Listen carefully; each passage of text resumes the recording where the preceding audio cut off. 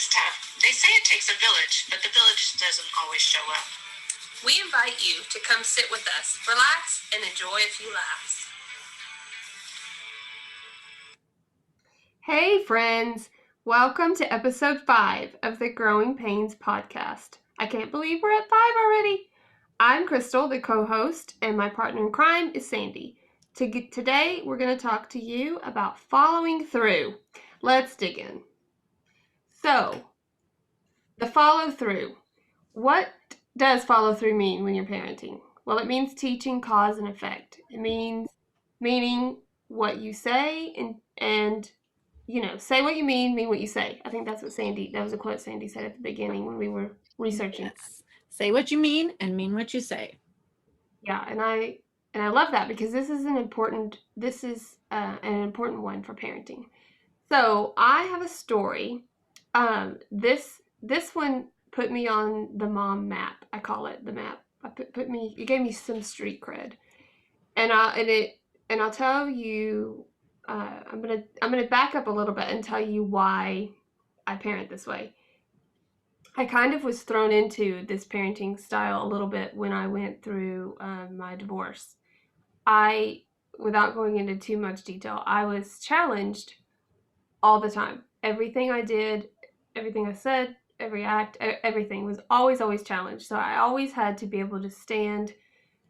I had to follow through all the time. I had to be able to put my money where my mouth was. So that led into that just became my parenting style. And so kind of taught myself to always kind of think ahead a few steps if I was going to punish, which is kind of hard to explain. But say you know you're going through something with your kids and you know that discipline's coming and you've already discussed cause and effect and they know what is expected and you've already established the punishment if that happens. But then what? And that's where I would always make myself think it through because I knew, especially with my now 19-year-old, he was always the one that would challenge me in the teen years. Now he's amazing and I'm super proud of him, but in the teen years he challenged me all the time. And so I would always think, okay, he knows what's expected and he knows what the punishment's going to be, and he's probably going to go all the way to the punishment line. But then what? Talking about consequences, right? Consequences. Yeah. Yes, whatever verbiage you want to use. Cause and effect. You say, this is my expectation. I need you home at 10 o'clock and you stay out till midnight. And you can say, if you stay out past curfew or whatever your instance is, this is what's going to happen. So say you're going to, ground them, take their phone away.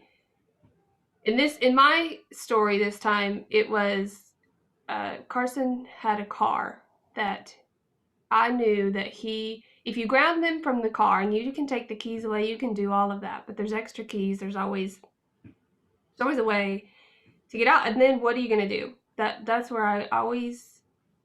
I'm thought ahead that far. I'm fumbling over my words, but yeah, I always thought a few steps ahead. Because that's a skill set, because not all of us do that. I had to teach myself how to do that, really. And that was just because I was in survival mode through the divorce and all of that, because everyone was questioning everything I did. So I had to really pay attention, follow through, and then also follow through a few more steps. So this particular instance, Carson and I had gone back and forth, and I knew we were coming to a head. He was probably 15 or 16 at this time. And also, if you want to back up a little bit, we all know their currency is that's where you get their attention, right? You can't say,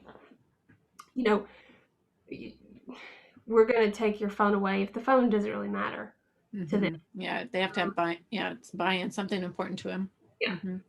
So for him, it was his car. And so I knew we were coming to a head because we had been kind of bickering and butting heads a few times. It was just you can tell, when you're in that stage, when you're in those teen years, they kind of keep going and you keep going, pushing their limits. Yeah. Yeah. Mm-hmm. And that there's going to be,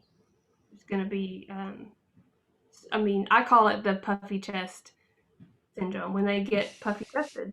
The teens do. They get real puffy chested, like they want to challenge you. And I knew it was coming because I knew him, and he's the most like me, which made it even harder, Yeah. which made those years even harder.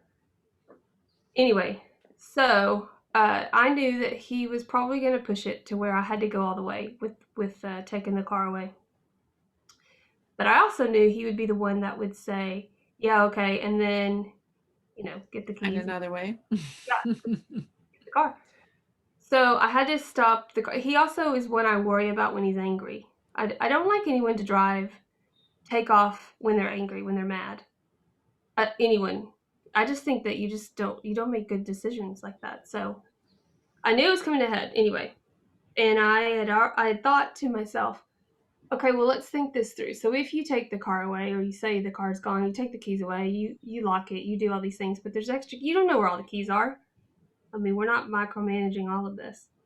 So I thought to myself, what would they do to an adult if you aren't supposed to drive? What do they do? Well, if you park in a non-parking spot, or you do whatever you're doing, they put a boot on your car. They stop you from driving, right? They impound it or they boot it. Mm-hmm. Those are the two things I could think of. So I thought to myself, if I was going to take his car away and if he went to try to go ahead and leave, I wonder if I can get a boot. Can anyone have a boot? It turns out you can have a boot. You can order a boot on Amazon because I Oh. did. I searched it and I found one on Amazon and I ordered it and I had it and I put it under my side of the bed. And I didn't tell anybody. I didn't even tell my husband. I just kept it and I just thought, we'll just see what happens. If I need, hopefully I don't need it, but we'll see. Well, I did need it. Within about a week, we came to heads and puffy chest, the challenge, the consequence, the all of it. And I said, you're not driving. Like, we're gonna take the car away. And so anyway, fast just to make a long story short, we kind of calmed down. We kind of went to bed, or he went to bed. I did not go to bed because I knew he would either get up really early or in the middle of the night to just leave, and he'd probably go to his dad's or go somewhere just to get out because he was at that stage, especially boys. I think Yeah. they just go. Yeah. They They don't know run. Yeah. Flight or flight. They Yeah. flight. So anyway, I looked at my husband and I said, "Go under the bed on my side and get the boot that's under the bed." And he looked at me. Remember, he didn't know I had this, and he looked at me and said, "What?" I said, "Go get. There's a boot under the bed, a car boot. Go get the boot and bring it out." So he, with this weird look on his face, went and got the boot out, brought it out, and I said, "Put it." I specifically, again, thinking ahead, because I also know my son. I knew he would be so pissed at me when he found this, and I didn't want him to see it as soon as he came out. This is like really thinking ahead. Came out of the garage. I wanted to put it on the other side of the car so that he wouldn't immediately see it. Like he would almost have to get in and try to drive before he noticed it was on there, because it's in the middle of the night. It's dark now, and so I had Andy put it on, and then we went to bed. At 6 in the morning, he got up because he was running cross country and he was in sports. He got up to go drive, and he was still so mad. I mean, just he was pissed at me when we Yeah. just had fun. And he got in and he tried to drive and it didn't go. And then he got out and saw it, and he just was, Because it's daylight now. You can see it. yeah. And so he tried to drive What down. happens? It just won't go? What does it do? If you really push it, it'll tear up like the fender, like the underneath of the car. Oh. So then, out of just spite, he tried to go even farther with it, and so it stopped. It stuck, and he was not back. Like, he was so mad, and I said, you're gonna have to. We got to talk this out. You got to apologize. We got to come to an agreement here on what's going on. and how you're acting. And he was like, no, I'm not doing it. I mean, he was He was so mad. digging his heels in. So he wasn't going to. So we called a tow truck and said, come tow the car. And his bike was in the car, his bicycle, which he's a big biker. He's a big cyclist. The tow truck driver came and went to hook it up, and he said, "You can unlock it." And now he's digging his heels in more, and he said, I'm not unlocking the car." And the tow truck driver said, "You can unlock it and get your stuff out, or I can bust the lock. It's going to be another $15 added to this bill, and then I'm going to tow it with everything inside." Mm-hmm. Well, he then unlocked it and got his bicycle out, We'd have some sort of transportation. and they towed it all the Oh way. my gosh. So did he have to pay the impound? Yeah, he had to pay it, and it was about $100 to get that out, and he was not happy at all. But what that did was he then that we crossed a barrier with this instance. Not only did he then realize that mom meant business, like I'm not playing. Yeah. We also then developed a really deep bond and respect for each other with this. Like we then knew, how far to go, and Mm-hmm. it Oh, wasn't the best moment, but it was also one of the smartest that I'd ever been in the parenting, because I thought so far ahead and had it all so just there and done that it just kind of, I think it threw everyone was a little shell shocked. Also, no one knew that you could own a boot. right. Yeah. No. I thought that ticket agents had those. The Yeah, little ticket traffic police. yeah, I, literally, and it's a story that he still tells to he will tell his friends. He's like, yeah, my mom just booted my car whenever, Mm. and I only had to do it that one time, and then we were Oh, he golden. wasn't doing that again. No, No. it was expensive and it was embarrassing. I think he walked to school that day because he was just so mad. I mean, steam was just coming out of his ears. He probably ran. I think I watched him Did walk because some. I thought he's not going to go to school. Now he's just going to, I don't know what he's going to do, but he did.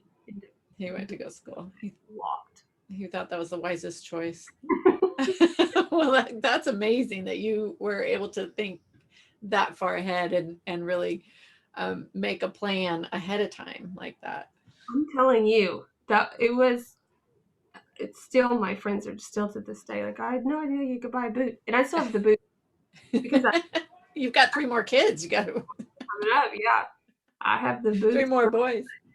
Well, I have a story that's not ours. We did not plan ahead on ours. Our middle son, Mickey, was in 8th grade at the time, and he was a young 8th grader. So like Carson, they both have July birthdays. So he was young at the time, and he was hanging around some kids that were doing some things that we didn't really like, and doing a lot of skateboarding and just kind of living in the fast lane. And for a little punk. And he was small for his age too. So, but he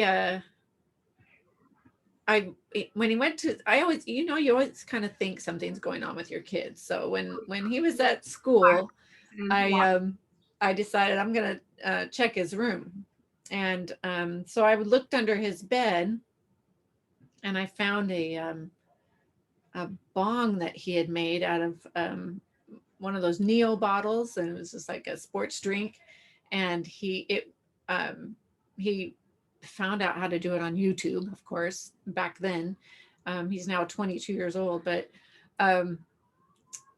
it hadn't been used or anything. But I pulled this out, and I was beside myself. First of all, our older son didn't do any of those kind of things, and Mickey, I knew he was the one that was going to test everything, as for us. Mm-hmm. And I'm like, oh my gosh, I can't believe this. So now I'm searching everything. I'm searching for drugs. I'm searching for everything. And I find these little crystals in a box down on his floor. And I'm like, oh my God, it's crack. It's my 13-year-old's on crack.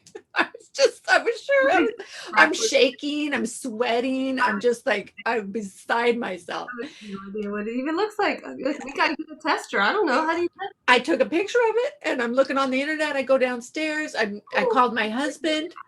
This is what I would say. I don't want that on my search engine. Because they're gonna come and I don't want this is me. Oh, No, I was just full on. I called my husband. I'm like, there's a bong that Mickey made, and there's crack, and I think I don't know meth. I don't know what it is. Crack cocaine. I have no idea. Crack candy. And so I took a picture of it, showed it to him, and so my husband came. He printed stuff out about meth and crack and everything on the internet he could find. Oh yeah. Oh yeah. That was at work too. So, but anyways, so we knew we had probably about an hour before Mickey got home. We arranged for the other boys, Joey and Matt, to go somewhere else. We're like, you are going to your friends, you are going to your friends. And when Mickey came home thinking nothing of it, I envision TLC's intervention, like crew. Oh, it's full on. So we're at the dining room table, and we've got the printouts and the crack and the Neil bong sitting on the kitchen table. And he walks in and we're sitting there. We're like, hi, Mickey. Why don't you come on and sit down? And he knew right then. He just started to cry. He started to cry.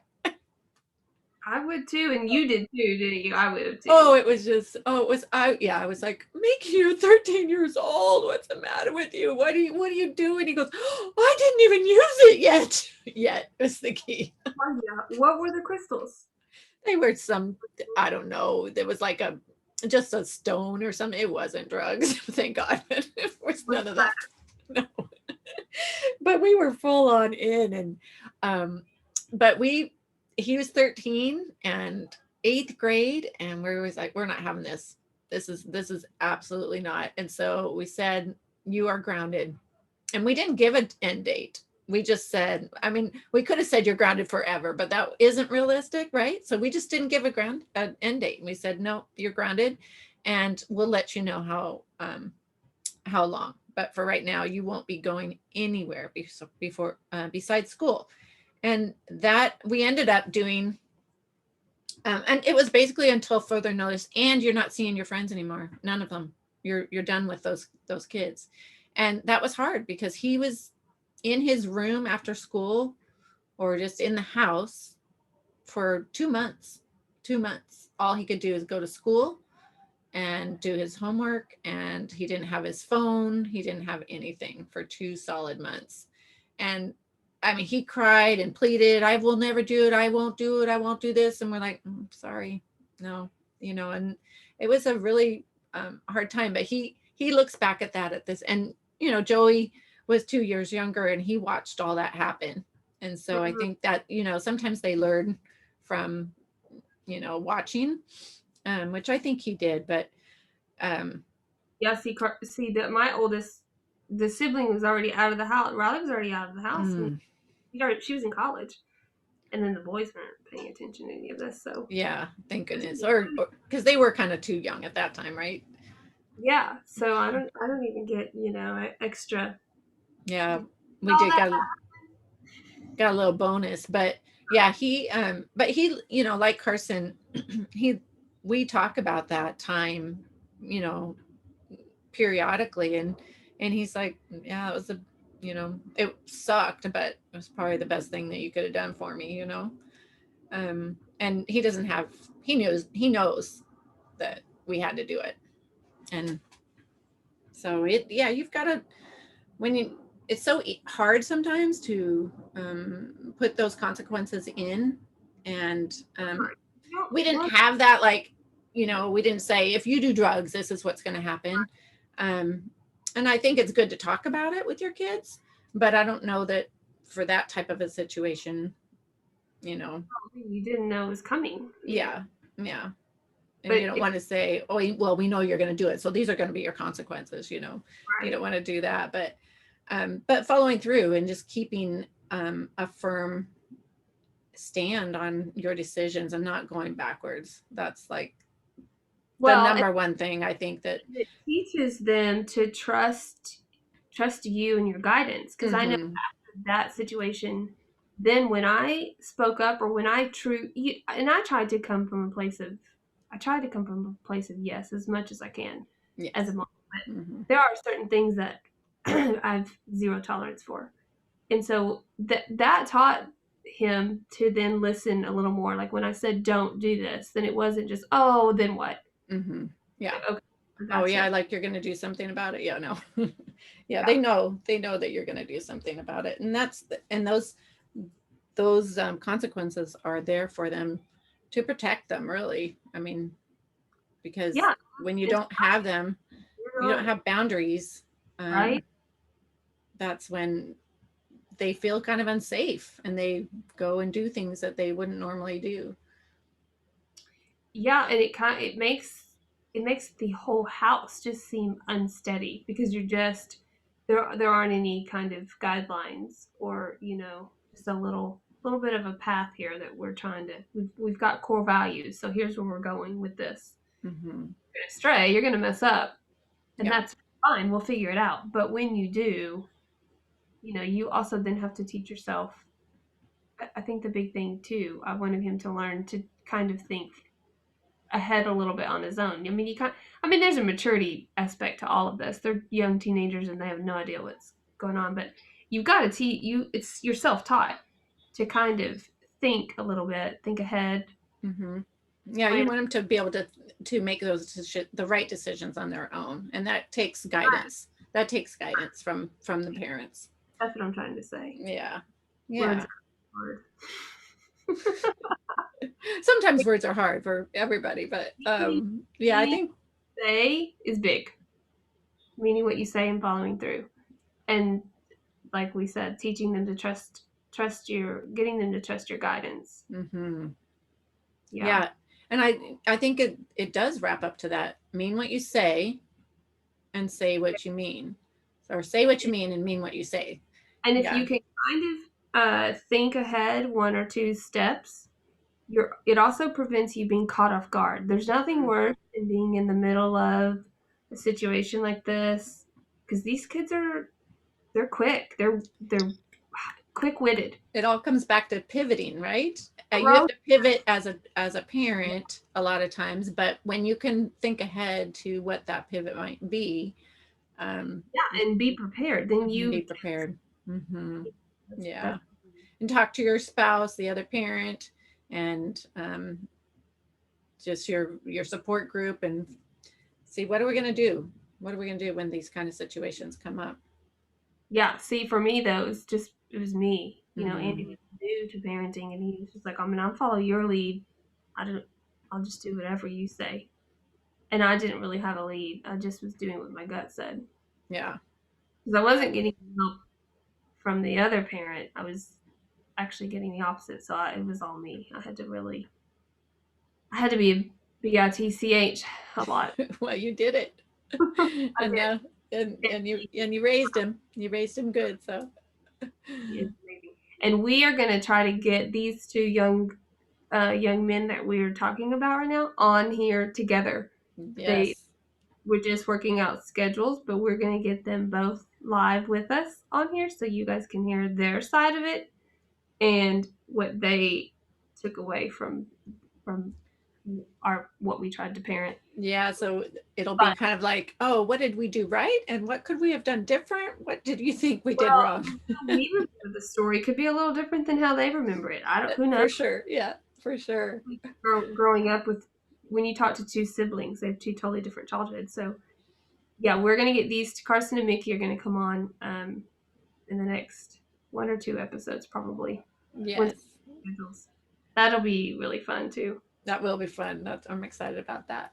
So I think that's about a wrap for our Yeah, that episode. wraps this episode up. Yes. This is Crystal. And this is Sandy. And join us next time to see what happens when you eat celery for 30 days. That's Oh, so thanks for coming, and yeah, see you next time. Thanks, friends. Thanks, friends.